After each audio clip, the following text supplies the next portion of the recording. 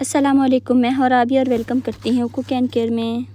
और जैसा कि ईद आने वाली है और आज मैं आपके साथ एक ख़ास फेस पैक शेयर कर रही हूं जो आपकी जिल्द को ईद से पहले रोशन और ग्लोइंग बना देगा। और ये फेस पैक आप भी घर पर आसानी से तैयार कर सकते हैं और बिल्कुल नेचुरल इंग्रेडिएंट से तैयार किया गया है। और इस फेस पैक बनाने के लिए आपको बाज़ार से कुछ भी ख़रीदने की ज़रूरत नहीं पड़ेगी, हर चीज़ आपकी किचन में मिल जाएगी। तो इस फेस पैक बनाने से पहले आपसे रिक्वेस्ट है कि कुक एंड केयर चैनल को सब्सक्राइब ज़रूर कर लें। तो चलें स्टार्ट करते हैं। और इस फेस पैक को बनाने के लिए सबसे पहले हमें एक छोटे साइज़ का आलू चाहिए। तो आलू को आपने इस तरीके से छिलका उतार लेना है और इसके बाद आपने हल्दी का भी छिलका उतार लेना है और इसके बाद आपने ग्रेटर से इस तरीके से आपने ग्रेट कर लेना है और इसके बाद इसका जो रस है वो हमने निकालना है।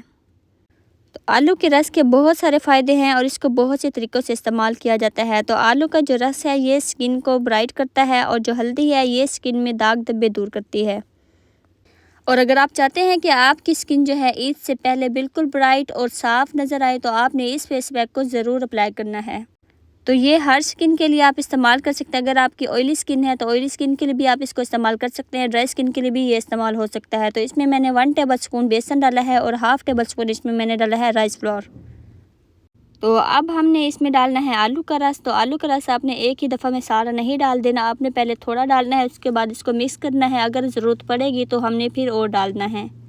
तो ये ख़ास फेस पैक आपने ज़रूर ट्राई करना है। ये ईद आने वाली है तो ईद से पहले आपने इसको 3 से 4 मरतबा लगा देना है। इसके बाद आप देखेंगे, खुद ही फील करेंगे आपकी जो स्किन है बिल्कुल ब्राइट है और बिल्कुल साफ़ हो चुकी है।